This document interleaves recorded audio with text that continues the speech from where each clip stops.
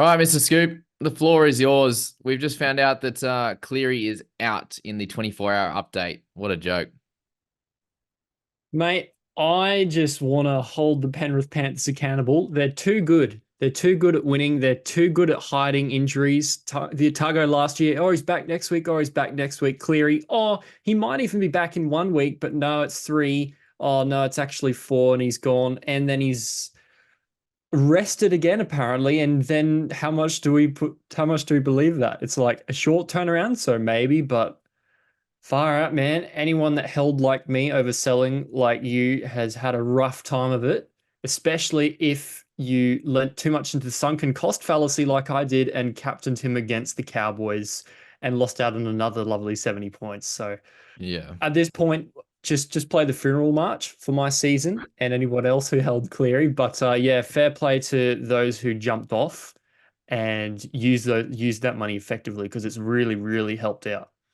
Yeah, 100%. And a lot of that is luck and obviously using extra trades and stuff as well, like to get into that situation. And that's probably, part of the reason why you did hold to have him straight away as soon as he returned and thinking it might be a little bit less, or you're happy to take the 3 weeks, which I think 3 weeks for him is fine, but it went to the extra week and obviously what's happened the last week and then into this week as well. It's sometimes you just can't help these things, can you? And there's not one part of you can like, or anyone who does own him currently that can beat themselves up about it or like the decision because it's just pure luck, unfortunately. So Yeah, yeah. yeah, it is luck. For Cleary, it's just you can't predict the future. This is half the fun of the game. It's just that unfortunately this season it seems to be a bit more on the rough side than the 50-50. So Yeah. yeah, anyone who's come through it well is in a really good position to consolidate themselves. And you've done pretty darn well over the last few weeks, especially with some of your mid trade-ins and your Plats and your Jollifies. So looking for a good finish to the season. Yeah, that's definitely been helpful for sure. It's a absolutely wild situation, obviously there, mate. What do we do? What are your thoughts, and then I'll give you my sort of thoughts after. Look, how many days turnaround is it? It's pretty short, but like, and they've also got to fly up there, so I guess like there's less time to see and just check. And if they're gonna fly him up there and he's not gonna play, what's the point? So if there was going to be any doubt, makes sense to rest him just for the week. But yeah, I mean, hamstrings, that's the one injury. Hamstrings and calves, the two injuries that can really linger or be re-injured easily. So look, any other week, if we ignore all of what happened, he's a hold. It's 1 week, he's out. He's just been rested because he had hamstring tightness or whatever. Hmm. And you just hold. So to be honest, it's probably a good idea to hold as much as I really, really hate to say it as a holder. Yeah. But yeah, it's a funny time of year. There's a lot of players we want to buy, a lot of players we want to sell. And a lot of those players scored big last weekend are do we jump on them now? Like your Walkers, your Garricks, your Brayleys, your Batemans. You need So money many. in order to get a lot of them. So it's real tempting, isn't it? Yeah. Yeah, there's only two ways about it. It's you look at it and go, man, I'm just having a look at next week's game. So he's got what, another 9 days, I think, to recover. He plays Friday night against the Doggies on the 10th of May, and you hold and you get him for 3 good weeks before Origin, and then I suppose, do you have any? Were you looking to hold him for the entirety of the year? Is that your general plan? Usually I will hold whatever captaincy option I have through the year or one like my vice captain if they've got a significantly better schedule. Like last year, the player that I held through the entirety of the year and didn't buy or sell at any stage was Grant because he had a really Okay. nice origin schedule and backed up pretty well. Yeah. Cleary's technically looks the same. I mean, look at it. You've got buys only in that 1 week. One that he's supposed to miss other than a buy in just that 1 week. But as we've seen in the last couple of years, especially last year, Panthers, if they are winning, are not afraid to rest plenty of their origin stars. And if Cleary's look, He'll be out of the 2 or 3 weeks of hamstring risk by that stage, well and truly. But I mean, if Panthers is winning, does he get another rest? I mean, it's hard to say. So as I think NRL physios was saying, there's a good chance he misses half of the games until basically the end of Origin. So if you're adding one more week onto that, do you just get rid of him now Hmm. and try and avoid missing so many more games, which honestly is a legitimate strategy. And it's one that I've really got to toss up this week, especially as I prep for round 13. Yes, definitely. And the big thing here in that buy period was that last year he was backing up from Origin, 4 days, 4 day gap, and that's when he did his hamstring. So, like, how are they gonna risk him for any of them? Like maybe one or two, but like he's at least gonna miss. You'd imagine he at least misses one. Do you just like if you okay, he's one. If you don't have either Cleary or Hines. Sorry, if you have Cleary, don't have Hines. Do you just straight swap him? That's a good question. I think Like, is it worth it for 3 weeks? Like, and then a good chance of selling him anyway. That it's so hard. Half positions I pretty hard this year. Also, it there's not a really lot of great depends options. it really depends how much money you have invested in other Origin players, I reckon. If Okay. you've got like your normal maybe Cotter and a Grant, maybe you can carry one more.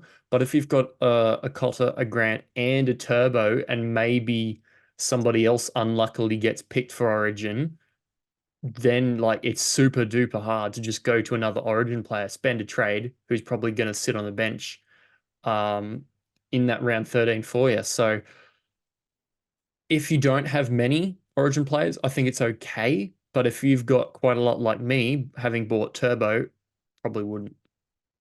Okay. So you're just suspecting that Hines is just locked in, At this point, with everybody else 80, ninety falling over, percent Moses only has what, 2 weeks to prove that he might be worthy of a shot. Luai's still there and exists. Yeah. Hines is going well, but he needs to prove himself over these next couple of hard games. If he does, I think he's in. If the Sharks struggle, maybe he misses and he will play round 13. Can't pick But Walker. Yeah. I Yeah, it might don't be just like, it might just be lay down Mazaire. It's just him. Unless it's yeah. yeah. It, everybody else is sort of falling over out of favor or out of form. Yeah. And it looks really just like Hines and Cleary, at least Hines in the 6 or the 14 at this point, because like there's nobody else. And if Mm. not the 14, because they run two hookers, the 18th man. So So really it's what real we're tough. getting at here is 50-50. If you want to sell him, that seems to be fine strategy. If you want to hold him, that seems fine as well. Because Yeah, I think so. It comes down to balance. How many trades have you used? How many Origin yes. players do you have? Balance that for your team. And if you come to the conclusion that you've saved a couple, you only have a couple of Origin guys, sure you can do that. Because I mean, we saw his ceiling, especially with Trindle out. Um, but yeah, it's a rough one to have to do to swap gun to gun. Yeah. Yeah, okay. That makes sense. Anything over probably what, 20, 24 trades or something like that is an easy straight swap. Yep. Under that, Yep. a bit tougher. Hmm. Yeah, it's a weird one because he got him back. Let's just say he's back next week. He played the three, Cleary. It's Dogs, Warriors, Sharks. In my opinion, probably doesn't matter too much the draw for him. Like, I think he should be able to score pretty well if he's fine. But if he's carrying a slight injury or he's worried about it or whatever, does that, is he going to have those big ceiling games at the moment? We haven't seen it this year yet either, have we?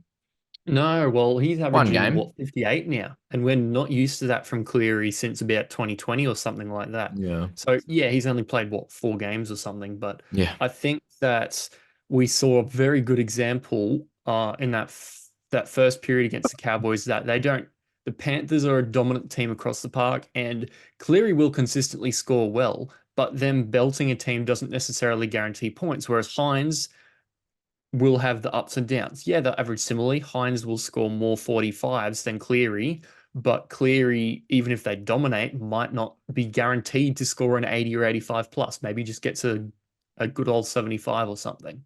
Yeah.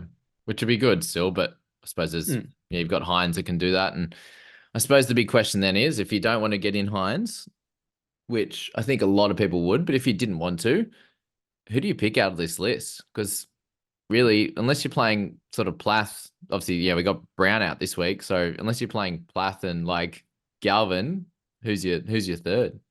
You probably want Plath in mid. Yeah, Is I it just Hughes? it makes you want to The say Reynolds? like Hughes or Sam Walker, but like Walker, Walker's got yeah. some value, but like he'll also score a lot of 40s before he gets that 80 or 90. So Mm. how many games do you think the Roosters go big in? Yeah. Do you have him as the buy this week, Walker? I I have him as reasonably high on the list, but I don't know if I'm going to get him. I think he's like sort of about fifth preference for me at this stage. That's fair.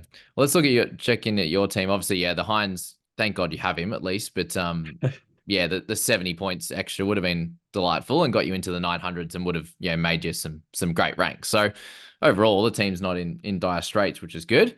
But what did you end up doing last week? You went Atkinson Yeah, when Atkinson, he was okay, not too and bad. Bateman. Bateman, which was good as well, and Hines. So Ah, beautiful. all in all, pretty good trades. It Yeah. just sucked that the captaincy wasn't on the right bloke. And then we've got Turbo managing a lovely 27 Yeah. with a try. So like, I sh look, I know he's playing and Pong is not, but man, I don't. He's a bit like Cleary versus Hines. It's like he's not the guy who will do everything now because Garrick and Kohler and a couple of these other blokes are doing a decent job at Hmm. doing their stuff and not necessarily just give the ball to Turbo. Yeah, it's a bit different, isn't it? They're definitely using him in a different way. We'll just have a laugh at this one. Did you? So you got to loop Chester, and you're like, oh, shitty as that he got injured, blah blah blah. You're like, all right, I'll play Levi. Is that how it worked? Yeah, I had a sort of semi double loop where I was using Kuraz to loop. Um, oh, what was I doing? I was using Kuraz The loop to Chester. Alagi to loop like Atkinson with Oh, strange Chester too. or something like that, and then deciding Chester where I'd split the scores. And ended Yeah, up, I was like, no, he got 10, chuck him in, and then he updated, and then Levi did nothing as well. So two yeah. points. Oh, you would have been 17. You're playing the other guys over him anyway. But yeah. Okay. So what's the general thoughts this week with your squad? Well, I had pretty much locked in Lussick to Brayley because there you go. Brayley's playing 80, looks good. It's going to Dumb make as some Lussick. money, going to play around 13. Yeah. Um, I was also thinking of probably. I was thinking going May to Plath, just get in because I've been hurt too many times by stubbornly ignoring guys like him, like Plath and Horsburgh last year. I guess. I just think I need to just consolidate and not get any more sunken cost fallacy like I did with Cleary. Yeah. But yeah, this Cleary news itself has really got me head scratching as well because Mm. I'm not sure where to go there. I might go Watson, Yeah. maybe if he's laid in, but it's a hard one. Like, yeah, Watson or Plath could be coming in for me because I mean I don't want to play Waddell and Sam Hughes in my mids in Blinken round 9. No, that's way too weak and I'll just be bleeding points. And then yeah, I've got a head scratch as what to do for my last one. Probably Levi out, so that I just have Strange sitting there in on the bye next week. Mm. And I've got to decide between Weeks or Armstrong. Probably leaning Armstrong. As you said, they might shift things up if the Raiders get belted over and over again. And yeah, initially we had Sharp coming in and being preferred ahead, but he had such a good game that even Barry Toohey said, yeah, I mean, if he keeps playing well, why? It's his to lose now. He's Yeah. had such a good game to start off. Makes sense. Good thing you did get on Bateman, mate. He seemed to be the slightly better pick than that of Blory. Like being able to play 50 odd in middle and some edge. That's gold mine, isn't it, for Bateman? Oh yeah. I mean, last year the good times were when he was splitting that middle and edge and he was doing the huge PPM and getting up to like 35, like 35, 40 in about 40, 45 minutes and then going to edge and then getting up to around that 60 mark. He Yeah. was really good. And if you're getting that at low 600s, that's just a fill up. So He's cheaper happy this year, with yeah. that. Tigers are great through Origin. He's just going to sit there. Yeah. Got a little bit of Corey luck with Waddell Waddell, with mate. Yeah. A pardon? little bit of luck with Waddell with the at least another 2 weeks, right? Yeah, it's good. We had the worries with Burbo and things like that, but Olukwatu getting suspended's helped him out a little bit. He'll trickle up, and we'll see what happens with him. He might be a sell in round 13, Yeah, but we'll see essentially. how that goes. Yeah, sweet. Who's the big buys this week? Like maybe not even guys that you are looking to purchase, but like who are the guys that just stand out to you as like, oh, they're a great purchase this week? I do think, look, it's pretty obvious based on how many people are buying him, but I do think after that performance, Armstrong is really, really tempting.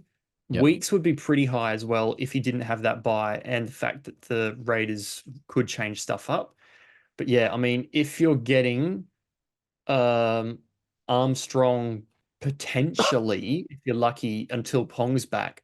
That's way longer than like an Atkinson potentially, and True. and maybe even a Weeks if they decide to change things up or really try and push to get Sanders released or get Sexton from the Dogs. Or there's been all these rumors floating around with the Raiders that things are going to happen with the halves. None have happened yet. But I mean, Armstrong, if he plays well, could just keep that spot, make 200, 300K. Yeah. Yes, it seems like a risk worth taking now. Hey, that's what I'm Yeah. going with. Yeah. What do you think about the week situation? Would you wait till round 11 like I'm suggesting as well, or is it fine to grab him this week if you can cover next week easily? I initially had him traded in over Armstrong, and then I thought about it, especially after what you were saying with they can change things up. Plus the buy, especially probably turns you off a bit because I mean Armstrong scored better than him. The break even's a bit lower for Armstrong. You just go on Armstrong now. Weeks he might make another 30K, but if Armstrong's Yeah, another big one, he makes like 50, 60K. So I think it's easier to wait on Weeks and see what happens. for sure. For sure, for sure.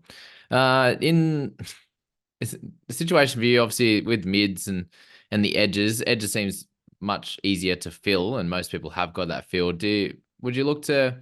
We think Bateman might be the best kind of scorer. Do you think it's fine to just go for him and deal with round 13 in the next few weeks, or buy a mid now that covers? But because there's a lot of obviously Jolliffe, Plass, these type of guys that are doing well. I probably think Bateman's probably the best out of the three. Would you go him over the mids if you needed Yeah, mids more? as a pure value and points buy, Bateman just stands out. He's Yeah. very good, very high, and should be on your list to get in for that origin period.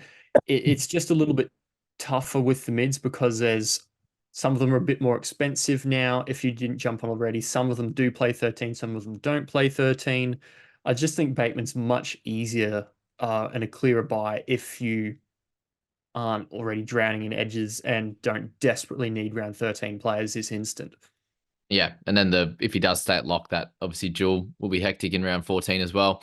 Mate, Oh, a lot of people are jumping on the Adam Fanua Blake train this week, and obviously after a couple of try efforts, would you go and pay up for someone like him? Probably smack bang on his scoring and value potential for the year, or do you go a little bit lower in the Jolloffs and stuff like that? What do you think on that situation? probably wouldn't. Supercoach, yes, because you want those ceiling games when he goes over, not for fantasy so much. Even though the minutes are good and he can go for a try, I mean, 70 with two tries isn't amazing considering we know what he can do. But I Yeah. mean, he's Adam Fanua Blake, he'll average what he averages. I Hmm. just think that you can get within, well, maybe even within 5 points from Jolliffe and within 10 points from Plath for a lot cheaper. So I think that there is a little bit of value in those guys, and they will be possible keepers in your team, especially Jolliffe. Whereas Adden, he's just locking up a spot they're not going to be able to make money. And in this season where we've had so many blows, we need to keep that money making going as long as we possibly can. Yes. I absolutely love how you say Jolliffe as well. It's a terrific, terrific sound that comes out of the mouth. That's for sure. What do I want to say? Oh, I had to look back at round results from last year. So I was going 801st. All right. Mm, This will blow people's minds. Pretty cool. I am was it 600 points different now compared to last year. hmm All right.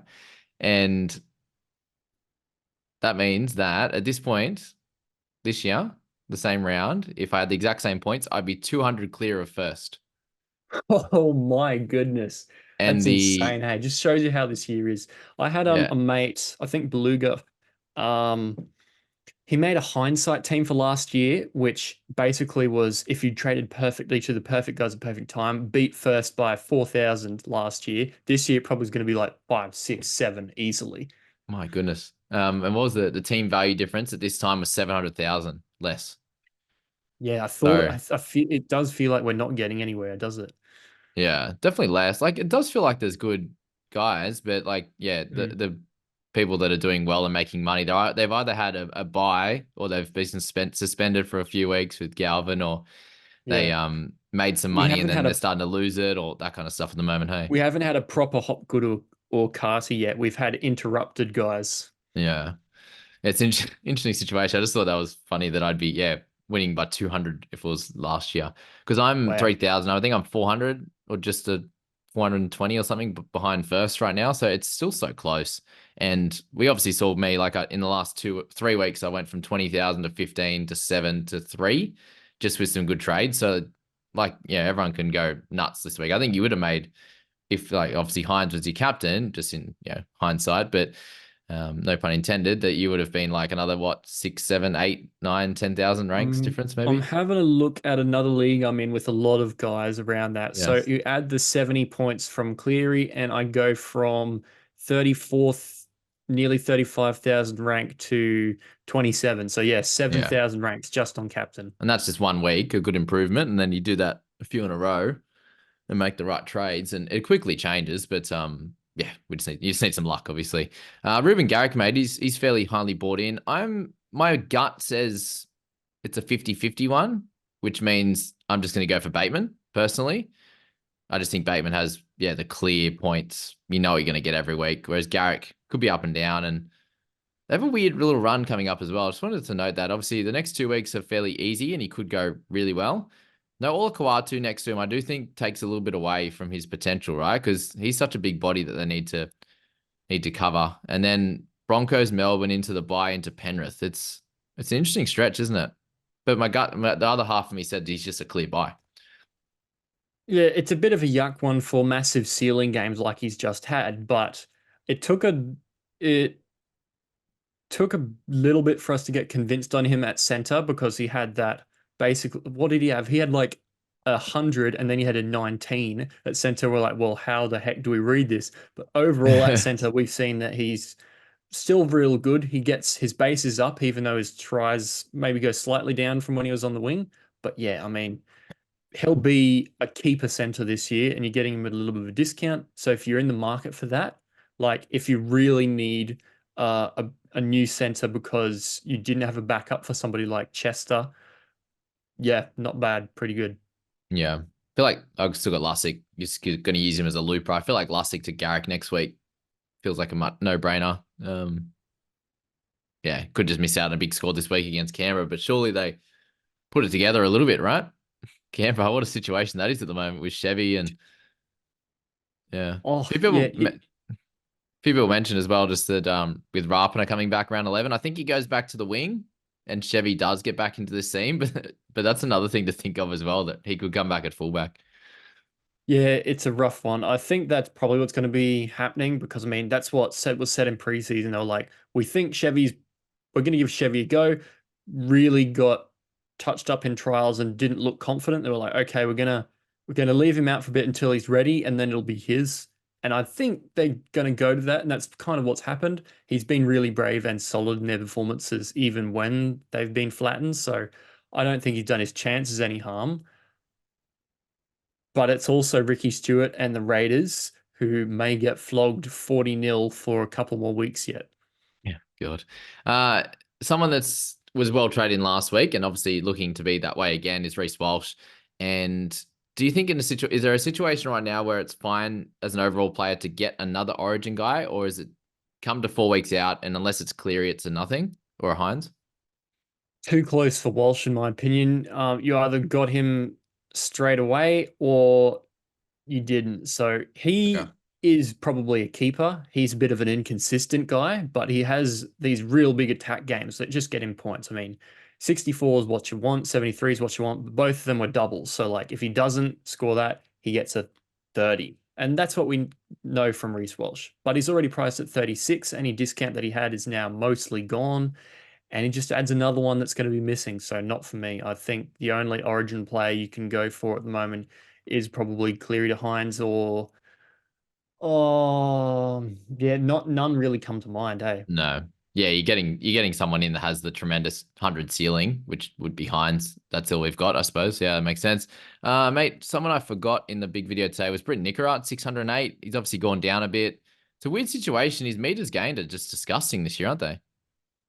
Yeah, it's a really weird one. Last year, he was running into holes, getting lots of tries, and had good run meters as well. But yeah, you look at that, and last year he was averaging about 100, 110 something, and this year he has not touched 75. So Still up and yeah, down, I it's a suppose, weird but one. yeah.